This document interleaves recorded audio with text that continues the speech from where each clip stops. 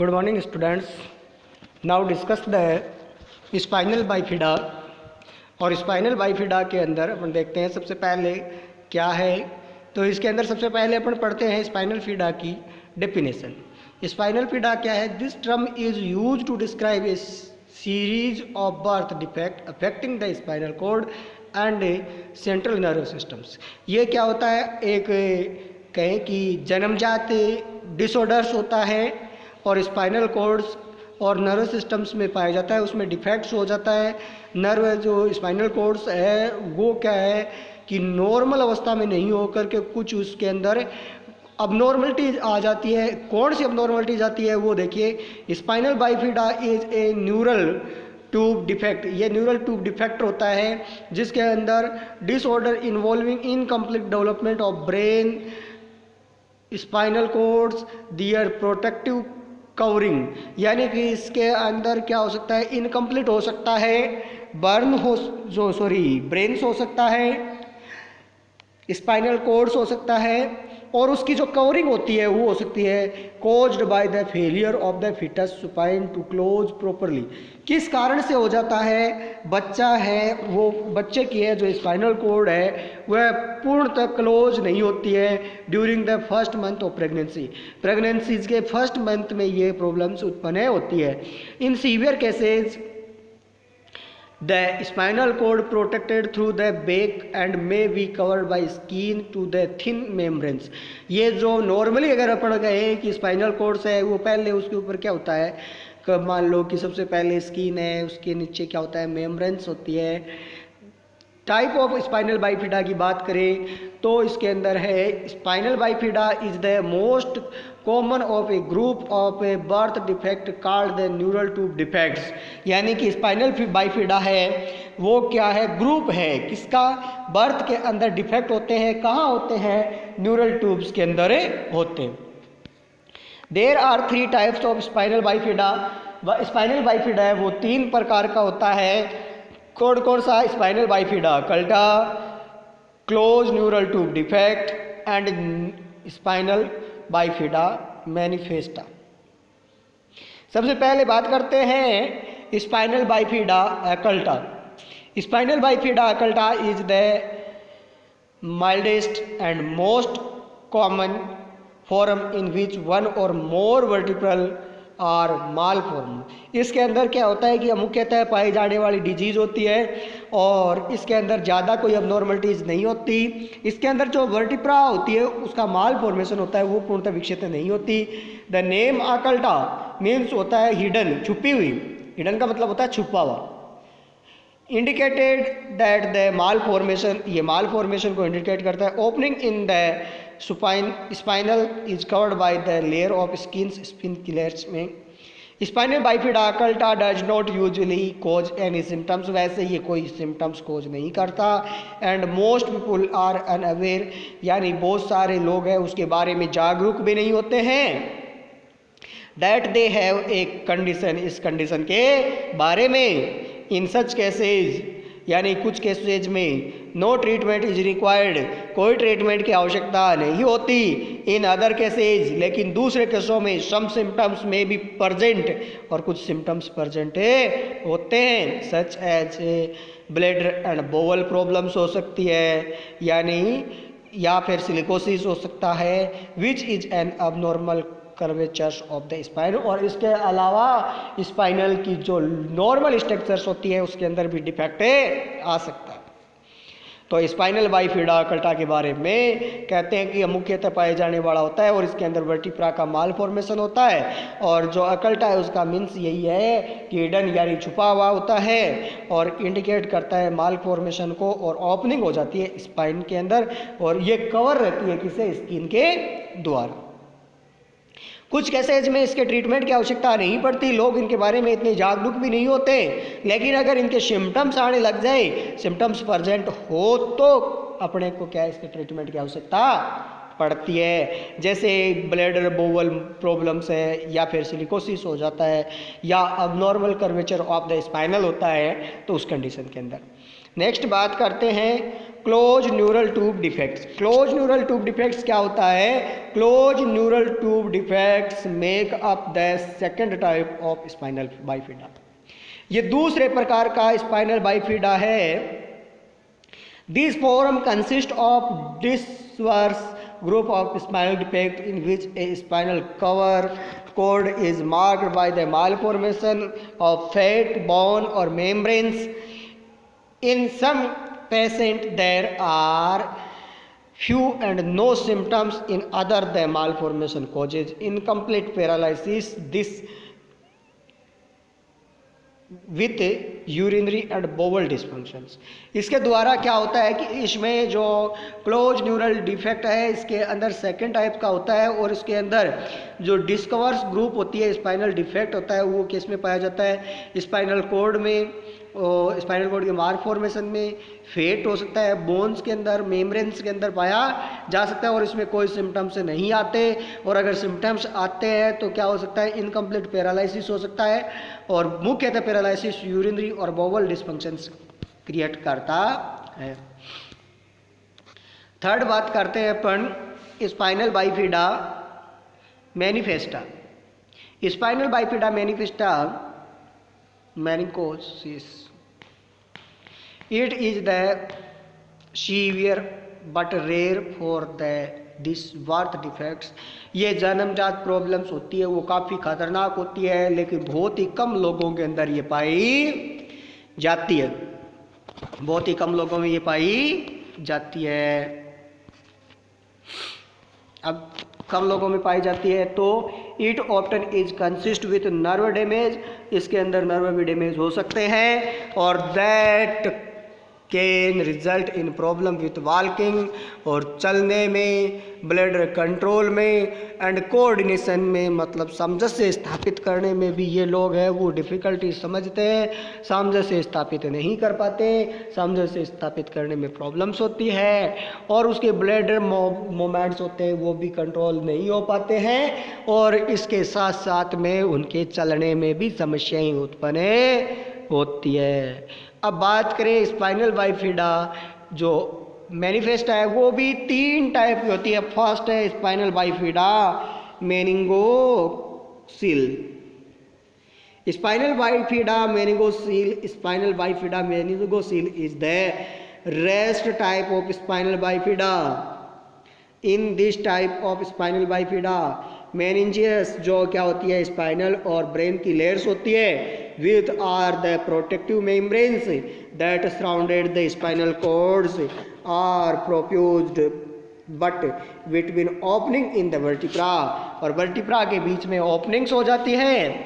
the membrane can usually be removed during the surgery and no further treatment is required। Surgery के द्वारा ठीक किया जा सकता है और कोई इसका दूसरे ट्रीटमेंट की रिक्वायर्ड नहीं होती। Some patient with the meningocele may have a few no symptoms, कोई सिम्टम्स नहीं आते या थोड़े सिम्टम्स आते, while other में एक्सपीरियंस सिम्टम्स कुछ के है वो उनके एक्सपीरियंस के आधार पर आता है। Similar to close neural tube defects होते हैं, वही सिम्टम्स इसमें प्रेजेंट होते हैं। In spinal bifida meningocele the nervous systems is undamaged, nervous systems में damaged नहीं होता। However person with the meningocele may develop other problems, और दूसरी problems है वो create कर सकता है, including the जैसे bladder and bowels movement problems है वो हो सकती है। या माइलोमेनिंगोसील्स, मायोमेनिंगोसील है is the most severe type of spinal bifida, ये सबसे खतरनाक स्पाइनल बाइफिडा होता है। In myomeningocele the spinal column remains open and along several verticals, कई वर्टिब्राओं के बीच में, और रिजल्टिंग इन पार्शियल और कंप्लीट पैरालिसिस, और इसकी वजह से पार्शियल हो सकता है या फिर complete paralysis of the part of the body below the spinal openings, spinal opening के नीचे की साइड में the membrane and spinal cord push out the create a sac in the body so back. Sometimes the sac is covered with the membranes called the meninges, although it often remains open leaving the nervous systems vulnerables to infection that may be fatal. और इसके अलावा इसके अंदर urinary और bowel डिस्फंक्शंस हो सकते हैं। अब कोजेज एंड रिस्क फैक्टर्स की बात करते हैं तो इसके कौन कौन से कोजेज और रिस्क फैक्टर्स हो सकते हैं उसके बारे में बात करें तो the causes of spina bifida are known unknowns. वैसे इसका कोई एडजेक्ट कोज है वो जाना नहीं जाता, कोई एडजेक्ट कोज नहीं होता। ऑल दो most expert degree the condition is probably, कुछ लोगों ने संभावनाएं लगाई है कि caused by combination of environmental and nutritional and genetic factors, यानी कि इनका मिला जुला असर पड़ता है किसका, इन्वायरमेंट का, न्यूट्रिशनल सपोर्ट्स का, और इसके साथ में जेनेटिक फैक्टर्स भी इसके लिए प्रभावी हो सकते हैं। Severe several risk factors are spinal bifida have been identified, these are listed below, जिसको नीचे दर्शाया गया है। इसमें फर्स्ट है कि अगर किसी में फोलिक एसिड डेफिशिएंसी हो, यानी प्रेग्नेंट लेडीज है वो फोलिक एसिड का प्रॉपर सेवन नहीं किया गया हो प्रेगनेंसी के समय, या उसमें फोलिक एसिड की कमी रही हो तो उसकी वजह से हो सकता है। Previous pregnancy with the neural tube defects, यानी जो पहले बच्चा हुआ था अगर वो बच्चा भी क्या होता है, न्यूरल ट्यूब डिफेक्ट्स होता है तो होने वाली संतान भी न्यूरल ट्यूब डिफेक्ट्स हो सकती है। इसीलिए माना जा सकता है कि इसमें कोई जेनेटिक फैक्टर्स भी इन्वॉल्व होता है जिसके कारण ऐसा हो रहा है। थर्ड है family history of neural tube defects. अगर परिवार में किसी के माता पिता के या उनके दादा दादी के, नाना नानी के, अगर मान लो पहले से कोई बच्चे के या उन खुद के न्यूरल ट्यूब डिफेक्ट रहा हो तो उसमें होने वाली संतान में भी क्या हो सकता है, न्यूरल ट्यूब डिफेक्ट से हो सकता है। Use of certain anti seizures medication, यानी कोई लंबे समय तक अगर एंटी सीजर मेडिकेशंस यूज करता है जैसे वाल्पोरेट्स, कार्बामेजापिन्स, लेम्ट्रीजीन्स, अगर किसी के पहले से डायबिटीज हो तो, ओबेसिटी हो तो, high temperature in early pregnancy, pregnancy के शुरुआत के जो फर्स्ट ट्राइमेस्टर्स होता है उसके दौरान अगर लेडीज़ का जो टेम्परेचर है वो क्या है सामान्य से अगर ज़्यादा रहता है तो उसकी वजह से भी हो सकता है। या फिर एक्सेसिव यूज ऑफ एल्कोहल्स, कोई लेडीज़ है वो लगातार एल्कोहल का सेवन करती है तो एल्कोहल के सेवन से भी ऐसा हो सकता है। और इसके अलावा है एक्सपोज टू सर्टेन केमिकल्स, इसके अलावा कुछ ऐसे केमिकल्स भी है जिसका यूज करती है एक लेडीज तो उसके कारण भी ऐसा हो सकता है। अब क्लिनिकल मैनिफेस्टेशन की बात करते हैं, इनके क्या क्या क्लिनिकल मैनिफेस्टेशन हो सकते हैं। तो इसके अंदर फर्स्ट क्लिनिकल मैनिफेस्टेशन के लिए बात करें तो symptoms will very depending on the type of spinal bifida, यानी कि ये उस पर डिपेंड करता है कि उसको किस तरह का स्पाइनल बाइफिडा है। जिस तरह का उसका स्पाइनल बाइफिडा होगा उसी के हिसाब से उसके सिम्टम्स आएंगे। As a mild form carry almost no symptoms, sign और symptoms affect be different for every person, यानी वैसे अगर माइल्ड हो, लो रेंज अगर किसी के स्पाइनल बाइफिडा है तो उस दौरान कोई सिम्टम्स नहीं आते हैं, पर अगर मान लो कि फिर भी अगर कोई सिम्टम्स आते हैं, सीवियर होते हैं, तो वो पर्सन्स के अनुसार या फिर स्पाइनल बाइफिडा की जो सीवियरिटीज़ है उसके आधार पर सिम्टम्स देखे जा सकते हैं। जैसे in spinal bifida occulta they may be no symptoms और only a dimple, depressions, birth marks, hair page over the affected vertebra, यानी कि यहाँ पर जो अफेक्टेड वर्टिब्राज होती है उस वर्टिब्रा के ऊपर कुछ हेयर दिखाई देने लग जाते हैं, हेयर्स का एक गुच्छ दिखाई देने लग जाता है। इसके अलावा अगर many people who have a spinal bifida oculta does not every known it unless the condition is discovered during the X-ray and other imaging test done for related reasons, यानी कि वैसे दूसरे सिम्टम्स है वो अगर मान लो कि किसी का स्पाइनल बाइफिडा अकल्टा हो और उसका अगर मान लो कि एक्सरे करवाया जाए तो एक्सरे के अंदर ये चीज़ आ सकती है। इसके अलावा क्लिनिकल मैनिफेस्टेशन की बात करें तो less commonly in the arm, loss of bladder and bowel control. पहला सिम्टम्स यही होता है कि जो ब्लैडर और बोवल्स की जो कंट्रोल होता है वो कंट्रोल नहीं रह पाता और इस कारण से जो यूरिन है वो बार बार पास आउट होता रहता है और पता ही नहीं चलता। पार्शियल और कंप्लीट लैक ऑफ सेंसेशन, या तो क्या है पार्शियल किसी एक अंग में एक स्थान पर या फिर जो स्पाइनल ओपनिंग्स हुई है उनसे नीचे के पार्ट्स में बिल्कुल ही सेंसेशन नहीं होता, पता ही नहीं चलता। एज ए पैरालिसिस कंडीशन हो जाती है। अब नॉर्मल फिट और legs such as a club foots या फिर build up of a fluids inside the skulls जिसे हाइड्रोसेफेलस कहते हैं वो डिजीज क्रिएट हो सकती है। Hair at the back part of the pelvis called the sacral area, यानी सेक्रल एरिया है लंबर के नीचे का पार्ट्स है, उस पार्ट्स के अंदर भी जो हेयर्स है वो प्रेजेंट होते हैं, हेयर दिखाई देने लग जाते हैं, बाल दिखाई देने वहाँ पर लगे जाते हैं। Dimpling of the sacral area और लर्निंग डिसएबिलिटीज, सीख नहीं पाता किसी भी काम को ऐसा बच्चा, यानी कि उसका इंटेलिजेंस लेवल्स होता है वो काफ़ी कमज़ोर होता है, लेस होता है।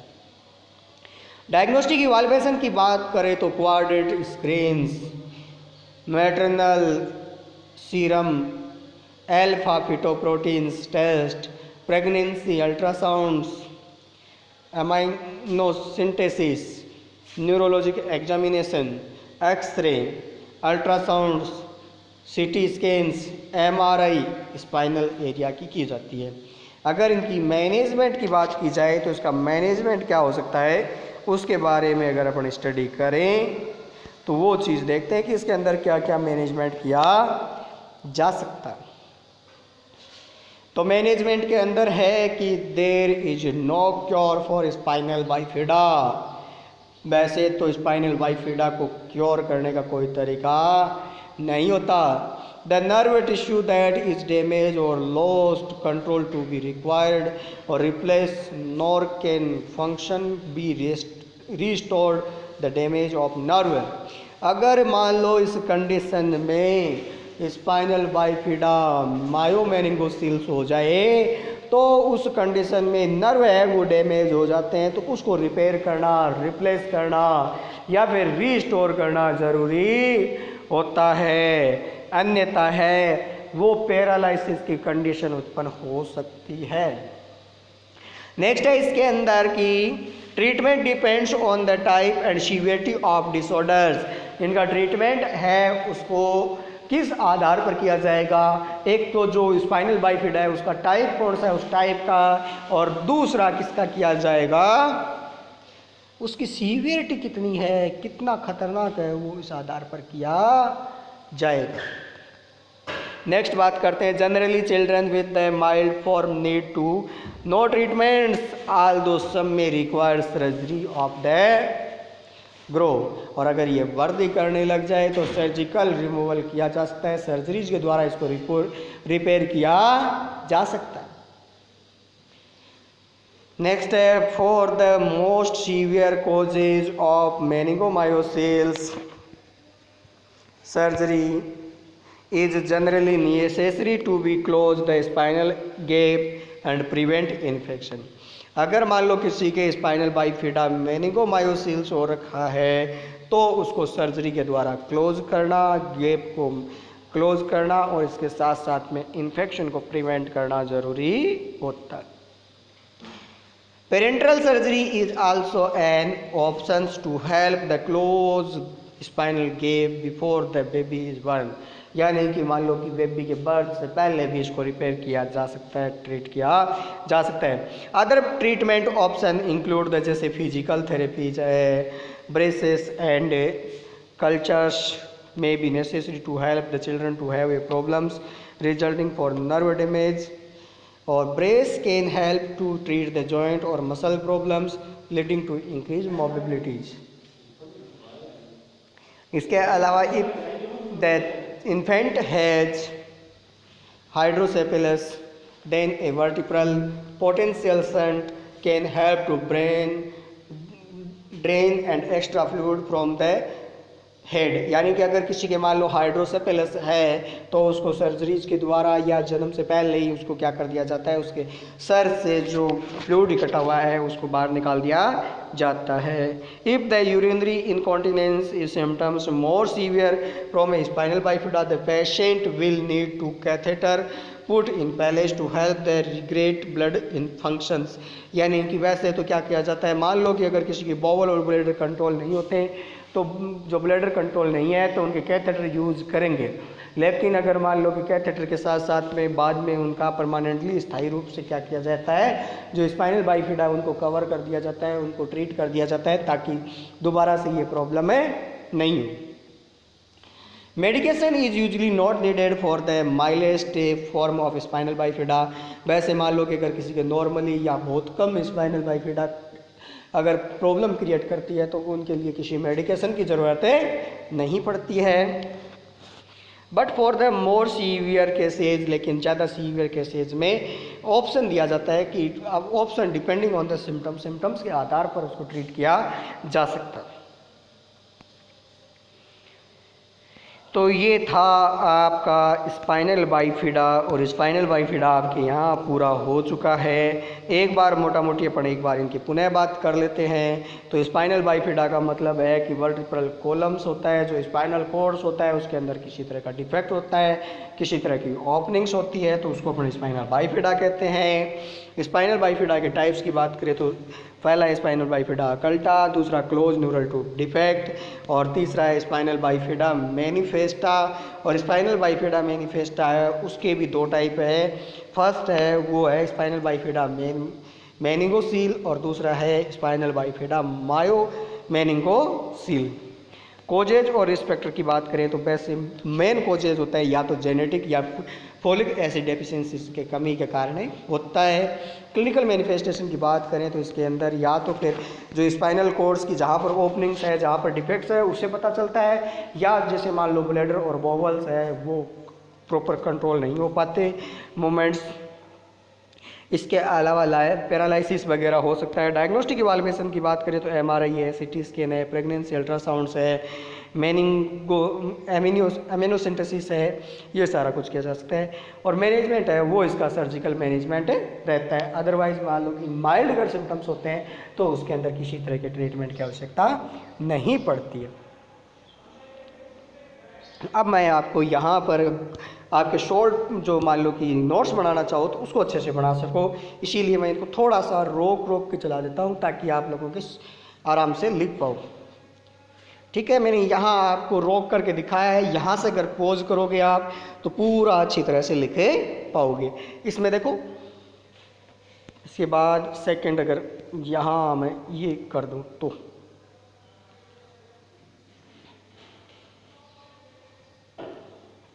नेक्स्ट आपका यहाँ तक आप नोट्स बना सकते हो। देखो पूरा स्क्रीन पर आ रहा है। अगर मान लो कि वीडियो के बीच में अगर नोट्स नहीं बना पाते हो तो आप यहाँ से नोट्स बनाओ ताकि आप आराम से बना सको, लिख सको। इसको पहले पूरा वीडियो देखना है और उसके बाद में आराम से यहाँ से लिख लेना। ये मैंने लिखने के लिए ही आपको टाइम दिया है 2 मिनट का, ताकि आप आराम से लिख पाओ। अब बात है इसमें कोजेज और रिस्क फैक्टर्स की। तो ये आपके कोजेज और रिस्क फैक्टर्स, अगर यहाँ से आप वीडियो पॉज करते हो तो अच्छी तरह से लिख पाओगे, एक एक चीज़ भी आपको दिखाई देगी।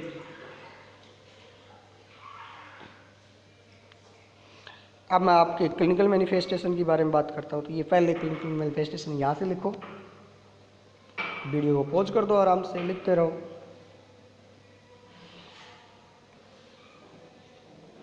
अगर आपने यहाँ से लिख लिया हो तो पूरा मैं आपको यहाँ तक पूरा बता देता हूँ कि यहाँ से लिखो आप आराम से। यहाँ से नोट्स बनाने का एक ही फ़ायदा है कि यहाँ आपको कोई अक्षर है वो धुंधला दिखाई नहीं देगा, सब कुछ है वो आपको साफ साफ दिखाई देगा, जिसको आप आराम से लिख पाओगे।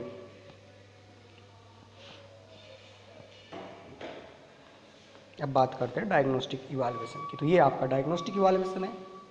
5 ही पॉइंट है, उन 5 पॉइंट को आराम से लिख सकते हो आप यहाँ से।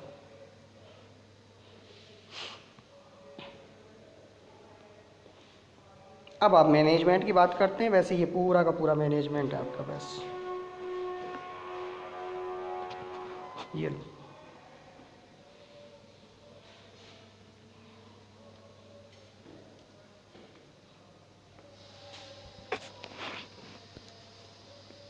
ये आपका पूरा हो गया टॉपिक यहाँ पर।